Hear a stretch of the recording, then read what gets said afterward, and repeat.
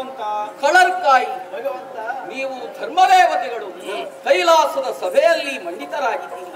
ನಿಮ್ಮನ್ನೆಲ್ಲ ಸಮೀಪಕ್ಕೆ ಕರೆದಿದ್ದೇನೆ. ನಿಮ್ಮಲ್ಲಿ ಮಹತ್ತರವಾದಂತಹ ವಿಷಯವನ್ನು ಪ್ರಸ್ತುತಪಡಿಸಬೇಕೆನ್ನುವಂತಹ ಉದ್ದೇಶವೇ ನನ್ನದ್ದಾಗಿದೆ. ತ್ರಿಲೋಕ ಸಂಚಾರಿಯಾದಂತಹ ನಾರದ ಇಲ್ಲಿಗೆ ಬಂದುದನ್ನು ನೀವು ಗಮನಿಸಿದ್ದೀರಷ್ಟೇ. ಭೂಲೋಕದ ವಿಷಯಿತವಾಗಿ ಬಹಳಷ್ಟು ಮನನೊಂದು ನನ್ನಲ್ಲಿ ಮಾತುಗಳನ್ನಾಡಿದ. ಭೂಲೋಕದಲ್ಲಿರುವಂತಹ ಮಾನವರು ಧರ್ಮಭ್ರಷ್ಟರಾಗಿದ್ದಾರೆ, ಧರ್ಮಭ್ರಷ್ಟರಾಗಿದ್ದಾರೆ. ಎಲ್ಲೆಡೆಯಲ್ಲಿಯೂ ಅಧರ್ಮ ತಾಂಡವ ಮಾಡುತ್ತಾ ಇದೆ.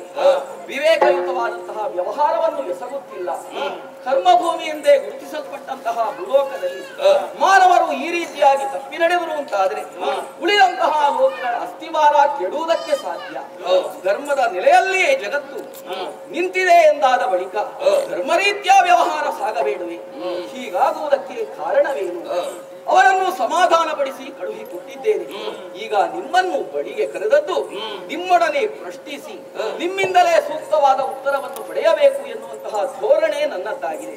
ಮಾನವರು ಧರ್ಮವನ್ನು ತೊರೆಯುವುದಕ್ಕೆ ಧರ್ಮವೇ ಕಾರಣವೇ ಅಥವಾ ಉದ್ದೇಶಪೂರ್ವಕವಾಗಿ ಧರ್ಮವನ್ನು ಬಿಡುವುದಕ್ಕೆ ಮುಂದಾಗಿದ್ದಾರೆ? ಭೂಲೋಕದಲ್ಲಿ ಧರ್ಮಗ್ಲಾನಿಯಾಗುವುದಕ್ಕೆ ಕಾರಣವೇನು? ಮರ್ಮವರಿತು ನೀವು ನನಗೆ ಉತ್ತರಿಸುವಿರಾ? ಒಳ್ಳೆ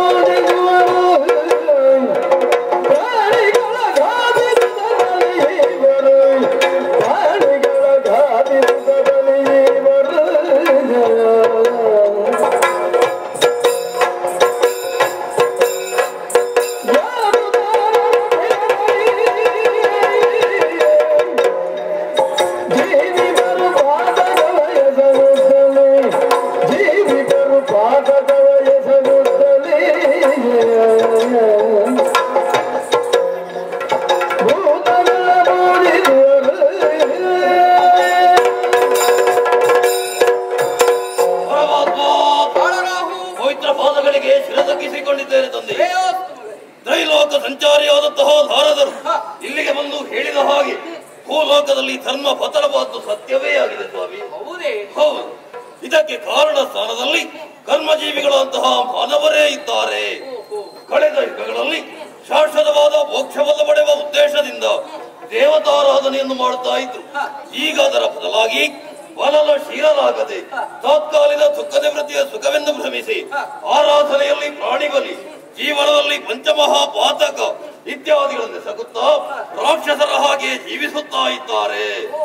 ವಾಮಾಚಾರದ ಮೂಲಕ ಕೆಟ್ಟ ಸಿದ್ಧಿಯನ್ನು ಪಡೆದು ಅಮಾಯಕಳಾದ ಹೆಣ್ಣಿನ ಮೇಲೆ ಪ್ರಯೋಗವನ್ನು ಮಾಡಿ ಆಕೆಯನ್ನು ಕೂಡಿ ಸಂತಾನವನ್ನು ಪಡೆದಾಗ ವರ್ಣ ಸಾಂಕರ್ಯ ಲೋಕದಲ್ಲಿ ಹೆಚ್ಚಾಗುವುದಕ್ಕೆ ಕಾರಣವಾಗ್ತದೆ. ಅನ್ಯೋನ್ಯತೆ ಎಂಬುದು ಯಾರಲ್ಲಿಯೂ ಇಲ್ಲ. ಹುಟ್ಟಿಸಿದಂತಹ ತಂದೆಯನ್ನಾಗಲಿ ಹಡೆದಿರುವ ತಾಯಿಯನ್ನಾಗಲಿ ಒಡ ಹುಟ್ಟಿದವರನ್ನು ಬಂಧು ಮಿತ್ರರನ್ನು ಪ್ರೀತಿ ಪ್ರೇಮ ಸೌಹಾರ್ದದಿಂದ ಕಾಣಬೇಕಾದ ಮನುಷ್ಯ ಇವತ್ತು ಅದನ್ನೆಲ್ಲ ಮರೆತು ದ್ವೇಷ ಅಸೂಯೆಯಿಂದಲೇ ಮುಂದುವರಿಯುತ್ತಾ ಇದ್ದಾನೆ. ಹೀಗಾಗುವುದಕ್ಕೆ ಕಾರಣ ಏನೆಂಬ ಹಾಗೆ ಆಲೋಚನೆ ಮಾಡಿದ್ರೆ ನನಗೆ ಸಿಕ್ಕಿದ್ದು ಒಂದೇ ಒಂದು ಉತ್ತರ. ಸರಿಯಾದ ಕ್ರಮ ಉದ್ದೇಶ ಇಲ್ಲದ